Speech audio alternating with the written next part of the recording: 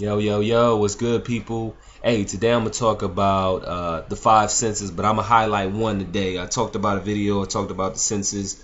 This one I'm gonna talk to you about the number one sense that we have as humans, and it is the sense of smell.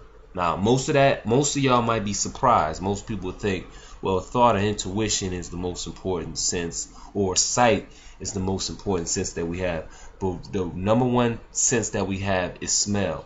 And I talked about this area here, the sinus area where we receive that enlightenment and how important this is. But understand that the humans can smell over a trillion different distinct scents. Different scents. We can smell it naturally. That is a part of the sense of smell that we have. Each human, every human being has their own distinct odor. We have our own smell. And the ability to smell other people's emotions like fear and disgust, and when people are feeling a certain type of way, we can smell it. But what happened in society that's blocking that? We got all of these fragrances. Everything has a fragrance, from your lotion, from perfume, cologne, all these things that we put on our body wash, all have scents that's clouding and blocking our natural odor, our natural smell. So us as humans, we can't communicate through that sense of smell as naturally as we would in a natural society where none of these chemicals and none of these artificial scents are amongst us. On top of that, we go out into the city, out into the community. We got these industrial companies blowing gas into the atmosphere. We got vehicles with gasoline. We got all these unnatural smells going inside of our nose and clogging our sense, or a natural sense of a smell.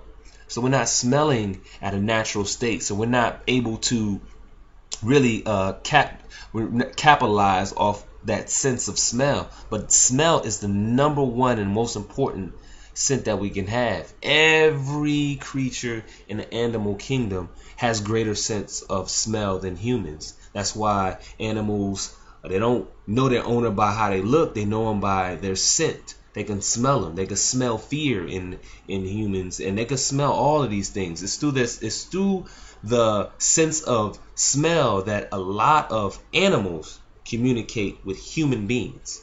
And animals are aware of this, but human beings are understanding or aware of the fact that the communication lies in the scent.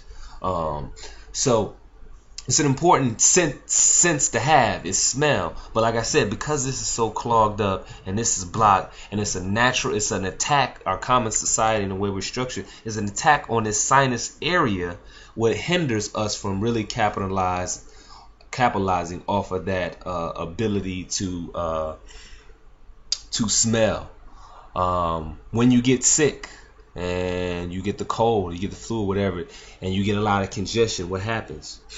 You can't smell anymore. You lose that ability to detect smell, and you're sick, and you lose your ability or your sense of smell.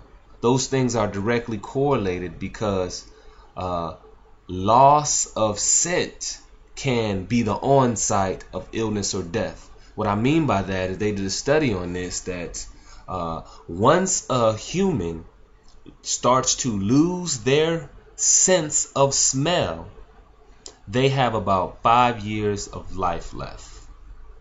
Very interesting thing to look up. There's plenty of research done on it, but this is a direct correlation to how important our sense of smell is. We already know when you get sick and you're congested and you're blocked, the sickness and you not being able to smell are two correlating facts to each other. That same idea correlates to your life as a capstone completely. So when you lose that, or an individual loses that ability to smell, it could be the onset of a great or serious illness that is coming about, or that person will soon to die within the next 5 years. A lot of people don't pay attention to that. It's a widely studied fact, but it's really no awareness to that idea. But smell is very important, and because of the way society is shaped, we are, one, not aware of the power in that sense of smell, and two, it's a natural attack just by the things that we do, the technology that we create, the different chemicals that we put on our body, and the sense that we smell. So some therapeutic things you can do is, go out in nature and smell. You hear the phrase "smell the roses." Go out and smell the roses. Literally, if you go outside and you smell roses, or smell flowers, or smell trees, smell something that's of nature, it can actually have healing power over you. It can actually have healing power, and it actually clear your sinuses, clear your stuff up. And if you're allergic to things like that outside and nature in itself, that's another onset of a lot of illnesses created by modern day society, because God made nature. God didn't make the automobile or a helicopter or industrial companies. God didn't make them. Men and human made those. God made nature. God made trees. God made flowers. So if you're not in line with that, then that is the problem, not modern medicine. Medicine isn't the cure. Medicine is a way around a cure. Everything in nature is free. God gave us this world and everything naturally created in it for our betterment. Everything that was already here was the natural things that we needed to survive. So understand that smell is very important. I just want to bring a little bit of awareness to the sense of smell and how important it is for our daily living. I will talk about the other senses, but I just want to capstone on that one because it's the most important sense, and I'll break down each sense as I go along in these videos. All right, thanks.